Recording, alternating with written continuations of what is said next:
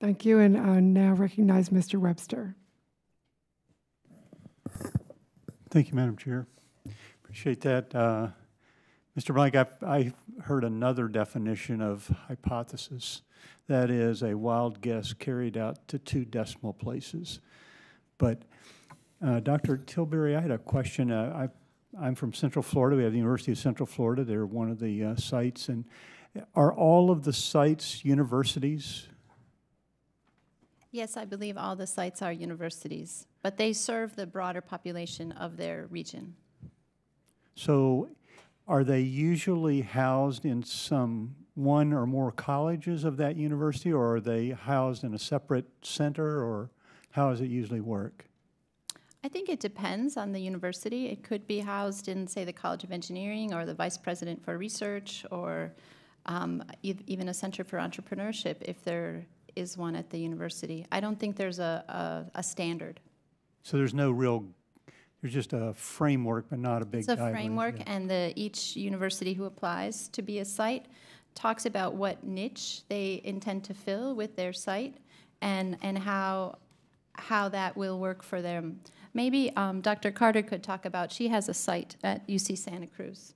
Okay, well, let me ask you something. Dr. Carter, is yours external to the university or a separate entity? Ours is internal. Ours is actually under the Division of Graduate Studies, which means it can represent all the disciplines equally.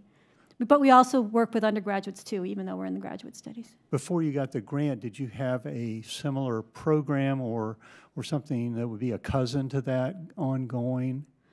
Not exactly. We had some starting pieces of it, but we do not have any business school or law school at University of California, Santa Cruz. So this is basically the training our students get to launch their businesses. So the funding really helped us. We wouldn't have been able to do what we did today without that funding.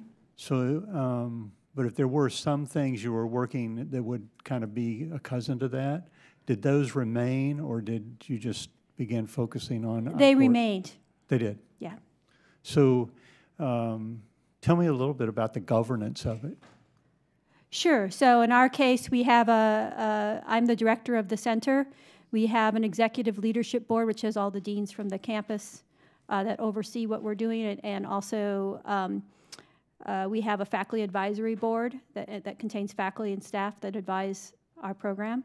And then underneath us, we run about 4 different other entrepreneurial sites that we're kind of the framework, but there's centers focused on social and creative entrepreneurship, on STEM-based entrepreneurship, on art-based entrepreneurship, and we help those 3 programs also, providing them the instructors they need to run their courses. So is the teams, I guess you have more than one team, are they led by a faculty member? No, they are advised by a faculty member and a mentor. So I have an open door policy. Any team that wants, I meet with all the teams regularly to give them advice to how to move forward. I set them up with mentors that they may need to get help. If there's another faculty member that I think can help them, I will send them directly to the other faculty member, or sometimes it's a staff member. We make sure we meet with them regularly and they get the resources they need to move their thing forward. Dr. Tilbury, is there a cutoff point where, okay, there are these teams, they're working on an idea, they want to turn it into a business, they want to be entrepreneurs. Is there a cutoff point or some way where you decide that it'll either happen or it won't happen? Or is that done by money, just you can't get any money, or what? So the I-Core training, the formal training is about 6 weeks.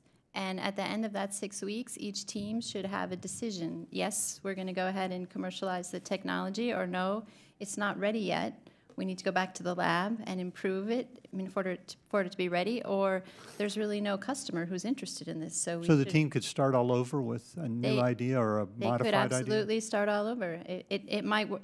But rather than starting the company and investing a lot of money to find out that we've developed this product that there's no customer for, it's better to determine that within this boot camp, this 6-week time frame. I'm familiar with the University of Central Florida a little bit and their program there. It's a pretty awesome thing, and they're trying to train entrepreneurs. A great thing. I'm Great. supportive. By the way, they're the only undefeated Division I football team in the country. Yield back.